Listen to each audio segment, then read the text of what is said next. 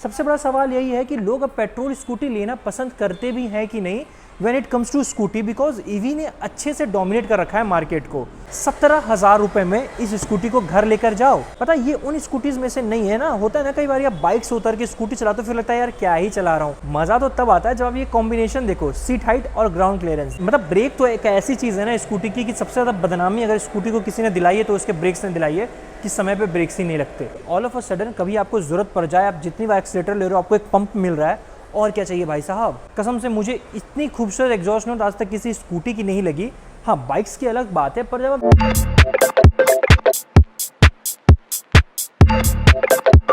Hi everyone, welcome back to my YouTube channel.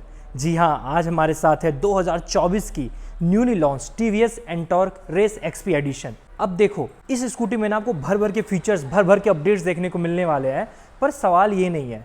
सबसे बड़ा सवाल ये है कि आज के डेट में जब ईवी स्कूटीज मार्केट को इतना ज्यादा डोमिनेट कर रही है तो क्या आपको एक पेट्रोल स्कूटी लेनी चाहिए। सबसे बड़ा सवाल यही है कि लोग अब पेट्रोल स्कूटी लेना पसंद करते भी हैं कि नहीं when it comes to scooty, because EV ने अच्छे से डोमिनेट कर रखा है मार्केट को। तो खैर इस सवाल का जवाब तो मैं आपको वीडियो के लास्ट में दे ही दूंगा, पर ये वीडियो कंप्लीटली हमारे टीवीएस एंटॉर्क पे होने वाली है एंड मैं आपको हर एक चीज़ बताने वाला हूँ। क्या नई फीचर्स देखने को मिलेंगे, क्या नए अपडेट्स देखने को मिलेंगे, हर एक चीज़, छोटी से छोटी बड़ी से बड़ी डिटेल। तो वीडियो लास्ट तक ज़रूर देखना। ट्रस्ट मी, अगर आप लोगों को इस स्कूटी के बारे में कुछ भी जानना है, आपको कोई और वीडियो देखने की ज़रूरत नहीं पड़ेगी। इस कदर हर एक चीज़ अच्छे से एक्सप्लेन करने वाला हूँ मैं इस वीडियो में। एंड कुछ ऐसे भी लोग हैं जिन्होंने ऑलरेडी मन बना रखा है कि उन्हें यही स्कूटी लेनी है, तो उनके लिए क्या मिनिमम डाउन पेमेंट होगी, क्या मिनिमम ईएमआई होगी, ये भी वीडियो के लास्ट में आपको बताने वाला हूँ। नाउ वीडियो स्टार्ट करने से पहले अगर आप लोगों को टीवीएस का कोई भी प्रोडक्ट चाहिए, बाइक चाहिए, स्कूटी चाहिए, एसेसरीज चाहिए, कुछ भी चाहिए, तो जो शोरूम का एड्रेस है वो नीचे डिस्क्रिप्शन में है। एंड हाँ, मैंने यहाँ शोरूम का फ़ोन नंबर भी डाल रखा है। अगर आप सपोज शोरूम से थोड़े दूर हो तो आप कॉल करके भी इंक्वायरी कर सकते हो। इफ़ एवरीथिंग गोज़ वेल आप विजिट कर सकते हो। तो जिनको भी शोरूम विजिट करना है वो नीचे से एड्रेस कॉपी करें, गूगल मैप पे पेस्ट करें, आ जाओ, आओ टेस्ट राइड लो, अच्छा लगे, मन को भाए तो खरीद लेना। नाउ चलिए स्कूटी पे बात करते हैं क्योंकि बहुत कुछ है बात करने के लिए। तो चलिए मैं वीडियो के स्टार्टिंग में सबसे पहले इसका एक्स शोरूम प्राइस डिस्कस कर देता हूँ। अब ना ये डिफरेंट वेरिएंट्स में आती हैं तो हर वेरिएंट की अलग अलग प्राइसिंग है। अगर मैं एक्स शोरूम प्राइस की बात करूँ तो ये 87,000 से ही स्टार्ट हो जाती है, बट जो वेरिएंट मेरे पास है इसकी एक्स शोरूम प्राइस होने वाली है 97,600। पर ये भी नहीं कि ये टॉप वेरिएंट है, नहीं, इसके ऊपर एक एक्सटी वेरिएंट भी आती है जिसमें आपको और भी बेहतरीन इंस्ट्रूमेंट क्लस्टर, फैंसी फीचर्स देखने को मिल जाते हैं। बट राइट नाउ मैं जिसकी रिव्यू कर रहा हूँ वो एक मिड वेरिएंट है एंड जो इसकी एक्स शोरूम प्राइस है वो है 97,600 के अराउंड। ये तो हो गई इसकी एक्स शोरूम प्राइस की बातचीत। अब इसके डिजाइन पर बात करते हैं। जब से टीवीएस एंटॉर्क लॉन्च हुई है ना, मुझे इसका डिजाइन बहुत ज्यादा पसंद आता था। जी हाँ, मुझे अभी भी याद है कि एक समय पर इसकी इतनी अप्रोचेबल डिजाइन किसी की होती ही नहीं थी। जिन भी लोगों को थोड़ी स्पोर्टी, थोड़ी एग्रेसिव स्कूटी पसंद है उनको इसके डिजाइन बहुत ही ज्यादा पसंद आते थे। टिल नाउ जो डिजाइन ये देती है ना, मतलब एक bit sporty touch, bit aggressiveness, वो अभी कोई दे नहीं पा रहा। हाँ, हालांकि अभी ईवीज मार्केट में है, उनके डिजाइन काफी फ्यूचरिस्टिक होते हैं, पर वो होता है ना एक जो टच, जो मतलब एक नॉस्टैल्जिया फील होता है, क्योंकि ये डिज़ाइन बहुत पहले से चलती आ रही है यार। जब भी मैं एंटॉर्क देखता हूँ तो लगता हूँ कि नहीं यार, जब भी मैंने सोचा था कि पहली बार स्कूटी लूँगा तो मैंने एंटॉर्क देखकर सोचा था कि नहीं यार ये वाली स्कूटी लेनी है, क्योंकि जो स्पोर्टीनेस आती है ना यार इसमें, वो अभी कोई दे नहीं पा रहा। हालांकि वहीं अगर मैं एक्टिवा वगैरह की, जुपिटर की बात करूँ तो वो काफ़ी क्लासिक वे में जाते हैं, पर ये रॉडी लगती है भाई साहब जब सड़कों पे चलती है। ठीक है, तो चलो ये तो हो गई इसके एक्स शोरूम और डिज़ाइन की बातचीत। अब ना स्कूटी को अच्छे से डिकोड करते हैं, हर एक चीज़ पर बात करते हैं। तो चलिए फ्रंट से स्टार्ट करते हैं। नाउ अगर मैं इस स्कूटी के फ्रंट की बात करूं, सबसे पहले तो आप ये देखो कितना खूबसूरत डिज़ाइन है भाई साहब, मतलब कितने ही शार्प डिज़ाइन है इसकी, बहुत अच्छी लग रही है। वहीं अगर मैं इसके फीचर्स पे बात करूं तो आपको एलईडी हेडलैम्प दिखता है, कूल लुकिंग डीआरएस देखने को मिल जाता है, पर आपको हैलोजन इंडिकेटर्स दिखते हैं। मेरे हिसाब से अब इसको एलईडी कर देनी चाहिए, लाइट्स भी अच्छे आएंगे और ना ये स्पेस भी कम लेगा। ठीक है, तो आप और ना थोड़ा इनोवेशन कर सकते हो डिज़ाइन में। ठीक है, ये तो होगा इसके हेडलाइट वगैरह की बातचीत।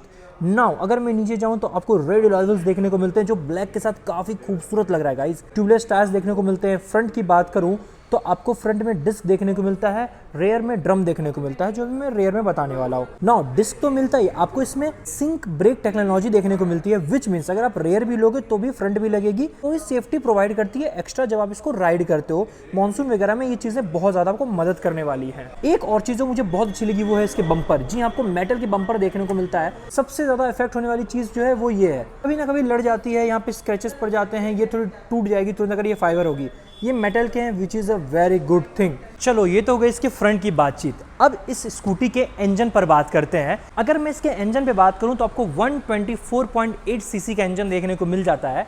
एंड वहीं अगर मैं इसके पावर फिगर की बात करूं तो ये 10.2 PS का पावर जनरेट करती है एंड 10.9 Nm का टॉर्क जनरेट करती है। पावर फिगर तो मैंने आपको बता दिया। अब इस इंजन की सड़कों पे क्या परफॉर्मेंस है, जब मैंने इसको राइड किया तो मुझे कितना थ्रिल फील हुआ, कैसी पावर फील हुई मुझे बेसिकली, वो मैं आपको अभी राइड रिव्यू में बताने वाला हूँ। नाउ चलिए इंजन के ऊपर आते हैं, इसके सीट पे बात करते हैं। देखो स्कूटी और सीट कोई कंप्लेन ही नहीं हो सकती। जी हाँ, जितनी भी स्कूटीज़ हैं, नॉट ओनली एंटॉर्क, किसी भी ब्रांड की कोई भी स्कूटी आती है तो उसके सीट्स बहुत ही ज़्यादा कंफर्टेबल होते हैं। Scooty end of the day लोग कंफर्ट के लिए खरीदते हैं कि मुझे सिटी में कम्यूट करना है, एक कंफर्टेबल व्हीकल चाहिए, तो लोग स्कूटी प्रीफर करते हैं। तो इसमें सीट में आपको मतलब कोई कंप्लेन तो हो नहीं सकती कंफर्ट का। पर हाँ, एक चीज़ है जो हर स्कूटी की अलग अलग हो सकती है अकॉर्डिंग टू सीट, वो है इसकी डिजाइनिंग। इसमें आपको रेड स्टिच देखने को मिल जाता है, कार्बन फाइबर का टच देखने को मिल जाता है, विच मीन्स बहुत ही बेहतरीन लगती है। कंफर्टेबल तो है ही, वहीं अगर मैं लुक वाइज बात करूं तो मतलब कोई ऑर्डिनरी सीट नहीं लगती। बाकी स्कूटीज आप देखोगे तो काफ़ी ऑर्डिनरी सा फील देगा कि ठीक है बेसिक है, इसमें वो बेसिक चीज़ नहीं है। ठीक है, ये ना थोड़ी सी अलग लगती है, थोड़ी एक्स्ट्रा ऑर्डिनरी लगती है, जो चीज़ मुझे बहुत ज़्यादा पसंद आई। चलो अब अगर सीट पे बात हो ही रही है तो इसके सीट हाइट पे भी बात कर लेते हैं। तो अगर मैं इस स्कूटी की सीट हाइट की बात करूँ तो आपको 770 mm का सीट हाइट देखने को मिल जाता है, विच इज़ प्रीटी गुड। ये तो हो गई सीट हाइट। वहीं अगर मैं इसके ग्राउंड क्लियरेंस पे बात करूँ तो आपको 155 mm का ग्राउंड क्लियरेंस देखने को मिल जाता है, विच इज़ प्रीटी गुड। जी हाँ, जब आप इंडियन सड़कों पे इसको चलाओगे तो आपको फील होगा कि नहीं यार ये ग्राउंड क्लियरेंस खराब नहीं है, बुरी नहीं है, it's a very good ground clearance. मज़ा तो तब आता है जब आप ये कॉम्बिनेशन देखो, सीट हाइट और ग्राउंड क्लियरेंस। जी हाँ, मतलब 770 mm की सीट हाइट, 155 mm की ग्राउंड क्लियरेंस, काफ़ी बहुत ही मज़ेदार कॉम्बिनेशन है ये। ट्रस्ट मी, मज़ा आने वाला है। जो होता है ना कई बार शॉर्ट हेडेड राइडर्स होते हैं या लॉन्ग हेडेड राइडर्स होते हैं, उनको भी दिक्कत नहीं होने वाली, क्योंकि बूट स्पेस एरिया काफ़ी बेहतरीन है, तो आपके पैर लड़ेंगे नहीं। हाँ चलिए, इन चीज़ों पे मैं राइड में बात करूँगा कि जब मैंने इसको राइड किया कैसा फील हुआ। तो ये हो गई इसकी सीट की बातचीत। ठीक है, अब इसके अंडर सीट स्टोरेज पे बात करते हैं, फ्यूल टैंक पे बात करते हैं। देखो अब मैं अगर अंडर सीट स्टोरेज की बात करूँ या फ्यूल टैंक की बात करूँ, दोनों आप यहाँ से ऑपरेट कर सकते हो। ठीक है, अब मैं यहाँ पे की डालूंगा। इसमें क्या है ना, आप एक तरफ टर्न करोगे तो सीट खुल जाएगी, एक तरफ टर्न करोगे तो फ्यूल टैंक खुल जाएगा। ठीक है, चलिए मैं आपको करके ही दिखाता हूँ। तो देखिए ये रही हमारी की, हमने इसमें डाला। ठीक है, अब देखना आप इधर टर्न किया, हमारी देखो सीट खुल गई। अब हमने इसको इधर टर्न किया, हमारा फ्यूल टैंक खुल गया। ठीक है, एक्सटर्नल फ्यूल टैंक फिलिंग आपको देखने को मिल जाती है। अब चलिए दोनों पे अच्छे से बात करते हैं। अगर मैं सबसे पहले अंडर सीट स्टोरेज की बात करूँ तो आप खुद देखो भाई साहब, कितनी बेहतरीन आपको अंडर सीट स्टोरेज देखने को मिल जाती है। हाँ, एज़ कम्पेयर टू ईवी उतनी नहीं है, बट आप किसी भी पेट्रोल इंजन को उठाकर देख लो, आपको पता चलेगा कि कितनी अच्छी इसकी अंडर सीट स्टोरेज है। एक फुल फ्लेजर आपको हेलमेट आप इसमें रख सकते हो। ऑलमोस्ट 22 लीटर्स का आपको फ्यूल टैंक देखने को मिल जाता है। यहाँ पर देखो आपको चार्जिंग पॉइंट देखने को मिल जाते हैं, OBD कनेक्टर्स देखने को मिल जाते हैं ना। वहीं अगर मैं फ्यूल टैंक कैपेसिटी की बात करूँ तो इसमें आपको 5.8 लीटर्स का फ्यूल टैंक कैपेसिटी देखने को मिल जाता है। वहीं अगर मैं इसके माइलेज की बात करूँ तो कंपनी 50 का माइलेज क्लेम करती है। हालांकि मैंने माइलेज टेस्ट तो नहीं किया, पर मुझे लगता है अराउंड 45 तो ये माइलेज देगी ही देगी। ये हो गई इसके अंडर सीट स्टोरेज और फ्यूल टैंक की बातचीत ना। इससे आगे आते हैं, अब ना फ्रंट पे बात करते हैं। एक की तो आप यहाँ पर लगा रहे हो, दूसरी की से आप आगे क्या क्या ऑपरेट कर सकते हो वो चीज़ें देखते हैं। नाउ अगर मैं स्कूटी के फ्रंट की बात करूँ, सबसे पहले इसके स्विचेस पे बात करते हैं। टू बी ऑनेस्ट, काफ़ी प्रीमियम क्वालिटी की स्विचेस आपको इसमें देखने को मिलती है। जो फिट एंड फिनिश है काफ़ी अच्छा है। सबसे पहले आपको किल ऑफ किल ऑन स्विच देखने को मिल जाती है। नाउ अब आप देख रहे हो यहाँ पर जो ये स्विचेस है इसमें डिफरेंट सिंबल्स बने हैं।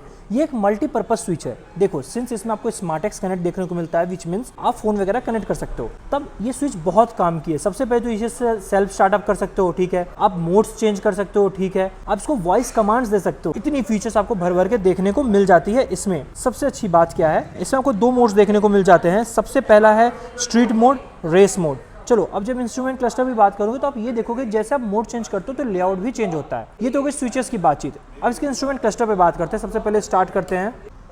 भाई साहब क्या क्या इंप्रेसिव इसके इंस्ट्रूमेंट क्लस्टर है, काफ़ी स्पोर्टी टच रखा गया है ना। सबसे अच्छी चीज़ जो इंस्ट्रूमेंट क्लस्टर की ये है वो ये है कि जब मैं इसको धूप में भी राइड करा था, इन सन राइड, ये सब कुछ अच्छे से विजिबल थी। जी हाँ, धूप में भी हर एक चीज़ विजिबल थी, विच मीन्स ब्राइटनेस इसकी बेहतरीन है, लिटरली बेहतरीन है। नाउ अब बात करते हैं आपको इसमें क्या क्या इंफॉर्मेशन देखने को मिलती है। आप ये पूछो क्या नहीं देखने को मिलता, हर एक चीज़ देखने को मिलता है। Tachometer, odometer, fuel indicator, time हो गया, डिफरेंट मोड्स हो गए, ट्रिप हो गए, ट्रिप A, ट्रिप B, हर एक इंफॉर्मेशन, हर एक चीज़ जो भी आपको देखने को मिलेगा वो इसमें देखने को मिलता है। हाँ, आप जैसे जैसे मोड्स चेंज करते हो इसके लेआउट्स भी चेंज होने लग जाते हैं ना। वहीं अगर मैं फ्रंट की बात कर रहा हूँ, इसके हॉर्न की बात करूँ तो हॉर्न इज प्रीटी लाउड। तो ये हो गई कुछ इसके फ्रंट की बातचीत। नाउ अब अगर मैं स्कूटी के red side of the key बात करूँ भाई, बेहतरीन। ये देखो यार, इसकी डिजाइन कितनी खूबसूरत है। पीछे से लगता है ना, ये तो यहाँ एग्जॉस्ट तो यहाँ पर है, ये भी ना किसी एग्जॉस्ट से कम नहीं लगती। जब आप इसको चलाओगे और पीछे से देखोगे दूर से, लगेगा कि इसके एग्जॉस्ट यहाँ पर दिए हुए हैं। काफ़ी बेहतरीन लुक निखर कर आता है। और एक चीज़ जो मैं बात करूँगा इसके डिज़ाइन की, वो ये है कि काफ़ी इंप्रेसिव और aggressive at the same time. काफ़ी एग्रेसिव बॉडी लाइन है इसकी, बहुत मज़ा आता है गाइस। नाउ ब्रेक्स की बात करूँ तो आपको डिस्क ब्रेक देखने को मिलते हैं, रेड अलॉय देखने को मिलते हैं, ट्यूबलेस टायर देखने को मिल जाते हैं। Exhaust note is very good. अभी राइड रिव्यू में बताऊंगा मुझे इसके एग्जॉस्ट नोट ने कितना ज़्यादा इंप्रेस किया है। नो, ये कुछ आपको चीज़ें बैक में देखने को मिलते हैं। आपको देख लो हैलोजन टर्न इंडिकेटर्स देखने को मिल जाते हैं। हालांकि एलईडी देना चाहिए था, बट कोई बात नहीं, धीरे धीरे नेक्स्ट अपडेट में ये देंगे। आप एक बार इसकी लुक्स देखो। That's all from the rear of the motorcycle. तो नाउ आई थिंक कि मैंने फ्रंट से लेकर रेयर तक हर एक चीज अच्छे से एक्सप्लेन कर दिया है, कुछ भी नहीं छोड़ा। फिर भी कुछ रह जाए तो आप मुझसे कमेंट सेक्शन में पूछो, मैं आपको जवाब दे ही देता हूँ। ठीक है, ये तो हो गई इसके वॉक अराउंड, इस पर बातचीत। अब इसके राइड रिव्यू पे बात करते हैं, क्योंकि एंड ऑफ द डे आप स्कूटी खरीद कर तो चलाओगे ही। तो जब मैंने इसको चलाया तो मुझे कैसा फील हुआ, क्या अच्छी चीजें हैं, क्या पूरी चीजें हैं, चलिए अब इस पे डिटेल पे बात करते हैं एज इट इज। सबसे पहली चीज जो मैं पॉइंट आउट करना चाहूँगा वो है इसका एग्जॉस्ट नोट। कसम से मुझे इतनी खूबसूरत एग्जॉस्ट नोट आज तक किसी स्कूटी की नहीं लगी। हाँ, बाइक्स की अलग बात है, पर जब आप स्कूटी चलाते हो आप ये चीज़ें एक्सपेक्ट नहीं करते कि एग्जॉस्ट की साउंड अच्छी होगी या मेरे कानों पे आएगी तो मुझे मज़ा आने वाला है। इसमें ऐसा होता है। हालांकि मैं बहुत सारी स्कूटीज़ राइड करता रहता हूँ, पर जब मैंने इस स्कूटी को राइड किया तो मुझे सबसे खूबसूरत पार्ट इसकी एग्जॉस्ट नोट लगी यार। काफ़ी अच्छा थप था उसमें। ठीक है, चलो ये तो गई इसके एग्जॉस्ट नोट की बात। अब मेन चीज़ पर बात करते हैं, इसके इंजन पे बात करते हैं। इंजन इज़ डैम गुड, काफ़ी इंप्रेसिव है। अगर मैं पिकअप की बात करूँ, it's very good. Mid range में आपको अच्छा पावर देखने को मिलता है। जब भी आप थ्रॉटल लोगे आपको पावर फील होगा। टॉप एंड की बात करूं तो और भी बाकी स्कूटी की तरह इसमें भी कुछ रह नहीं जाता, पर हाँ, जो पिकअप है, जो मिड रेंज है, काफ़ी अच्छा बेहतरीन है। एक चीज़ जो मुझे सबसे अच्छी लगी कि जब भी मैं थ्रॉटल ले रहा था तो ये पावर दे रही थी। इन द सेंस होता है ना कि आपने थ्रॉटल ले रखा है, फिर थ्रॉटल छोड़ थ्रॉटल लेते हो तो आपको फील होता है कि नहीं, थोड़ा तो पुश मिला है गाड़ी को। तो इंसान को ये चाहिए होता है, मुझे आपको दोनों को पता है कि स्कूटी से आप ना रेस करने वाले हो ना समय से पहले कहीं पहुंचने वाले हो। It's a comfortable thing. With in city commute करना है, कंफर्टेबली चलाना है तो लोग स्कूटी चलाते हैं। पर फिर भी ऑल ऑफ अ सडन कभी आपको जरूरत पड़ जाए, आप जितनी बार एक्सीलेटर ले रहे हो आपको एक पंप मिल रहा है, और क्या चाहिए भाई साहब। पता है ये उन स्कूटीज में से नहीं है ना। होता है ना कई बार आप बाइक से उतर के स्कूटी चलाते हो, फिर लगता है यार क्या ही चला रहा हूँ, ना गियर है ना क्लच है, मतलब समझ रहे हो आप, ऐसा फील आता है। पर इसमें ऐसा नहीं है यार। जब मैंने इसको राइड किया मुझे मज़ा आया। हाँ, ऑब्वियस सी बात है गियर क्लच तो इसमें भी नहीं है, पर जब मैं स्कूटी को राइड कर रहा था ना, मुझे एक वाइब दे रही थी। जो एग्जॉस्ट नोट आ रहे थे, जो रेस्पॉन्स दे रहा था, मुझे बड़ा मजा आ रहा था इसको राइड करने में। ठीक है, चलो ये तो गई इसके इंजन की बातचीत। अब इसके रिफाइनमेंट पे बात करते हैं। Refinement is very good. मुझे ये स्कूटी बहुत ही ज़्यादा रिफाइंड लगी। तो जो नेक्स्ट चीज़ मैं डिस्कस करना चाहता हूँ वो है इसका सिटिंग पोजीशन। देखो, स्कूटी में दो ही चीज़ें लोग देखते हैं, कंफर्ट, सिटिंग पोजीशन। जी हाँ, किसी को पावर किसकी नहीं पड़ी, पर अगर मैं इसके सिटिंग पोजीशन की बात करूँ, इट्स वेरी कंफर्टेबल। बहुत ज़्यादा कंफर्टेबल इसकी सिटिंग पोजीशन है। दूसरी जो इसकी हैंडल बार है वो काफ़ी वाइड और रेज्ड अप है, तो चलाने में एक अलग सी वाइब आती है। इसलिए मैंने कहा ना, जब मैं बाइक से उतरकर इसको चलाता हूँ तो मुझे उतना ज़्यादा ऑड फील नहीं होता, मुझे मज़ा ही आता है एक तरीके से। वहीं अगर मैं कंफर्ट की बात करूँ तो एक चीज़ मैंने नोटिस की, जब मैं इसमें बैठा ना तो ये काफ़ी रूमी है। जो इसकी फूड वॉर्ड एरिया है वो काफ़ी बेहतरीन है।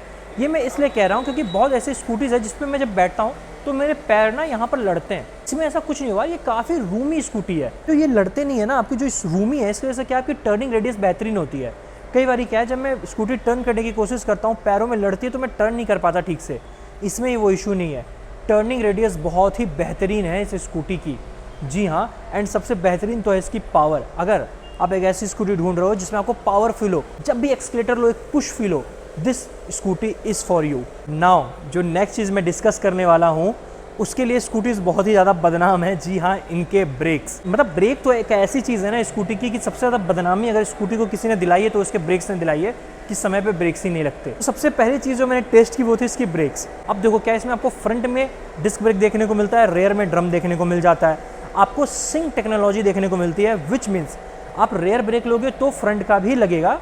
इसका मतलब ये है कि ब्रेक इज़ सेफ। जैसे बहुत लोग कॉम्बी ब्रेकिंग सिस्टम यूज़ करते हैं, ये सिंक टेक्नोलॉजी यूज़ करती है। काम पर्पस एक ही है, जी हाँ, लेकिन नाम अलग अलग है। खैर, जो इसकी रेयर ब्रेक है it is pretty much good because of its sync technology. Front brake का क्या ही कहना, मतलब मैंने तो फ्रंट ब्रेक ऐसा है ना, कंपेयर करना ही छोड़ दिया है। हर स्कूटी हो, बाइक हो, कोई भी चीज़ें हो, उनके फ्रंट ब्रेक काफ़ी बेहतरीन आते ही हैं। इसकी भी है। देखो मैं हमेशा से कहता हूँ अगर ब्रेक्स अच्छे हैं तो ही आपको कोई भी मोटरसाइकिल हो या स्कूटी हो लेनी चाहिए। क्यों? क्योंकि उतने इंजन उतने पावर का क्या करोगे जब आप उसको कंट्रोल नहीं कर पाओ, अगर आपकी ब्रेक टाइम से ही ना लगे। तो अगर ब्रेक्स अच्छे नहीं हैं तो फिर पावर भी किसी काम की नहीं रह जाती, क्योंकि आप फिर अपने मशीन को उस लेवल तक पुश ही नहीं कर पाओगे। तो that's all from its ride review. मैंने जब इस स्कूटी को राइड किया, मुझे जैसा फील हुआ, अच्छा बुरा, मैंने एज इट इज़ आप लोगों को बता दिया है, ठीक है। नाउ आप लोगों को लग रहा होगा कि मैं कुछ भूल गया।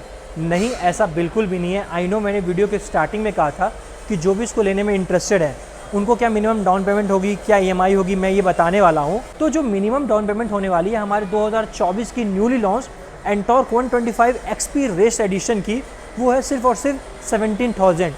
जी हाँ, 17,000 रुपये में इस स्कूटी को घर लेकर जाओ। वहीं अगर मैं इसके EMI की बात करूँ तो वो है सिर्फ और सिर्फ 4,000 रुपये। देखो अब जो ये EMI है, ये डाउन पेमेंट है, ये फिक्स नहीं होती, आपके सिविल पे बहुत हद तक डिपेंड करती है। तो बेहतर ये होगा कि आप शोरूम विजिट करो, आओ, इनसे बात करो, ये आपको एक परफेक्ट अमाउंट बता देंगे कि आपको कितनी डाउन पेमेंट करनी है, कितनी EMI करनी है, ठीक है। तो now that's all for this video. I think मैंने हर एक चीज़ आप लोगों को एक्सप्लेन कर दिया है, कुछ भी नहीं छोड़ा। फिर भी कुछ रह जाए तो आप कमेंट सेक्शन में पूछना, मैं आपको इसका जवाब दे दूंगा, ठीक है। तो that's all for this video. अगर आप लोगों को ये वीडियो अच्छी लगी, इन्फॉर्मेटिव रही, तो do like, share and subscribe to my YouTube channel. अब मिलते हैं एक अगले वीडियो में एक नई बाइक, एक नई स्कूटी के साथ। तब तक के लिए राइड सेफ। घर से निकलना है, मोटरसाइकिल चलानी है, स्कूटी चलानी है, हेलमेट ज़रूर पहनना है, ठीक है। I'm a mess, wanna guess how I gonna lose trust.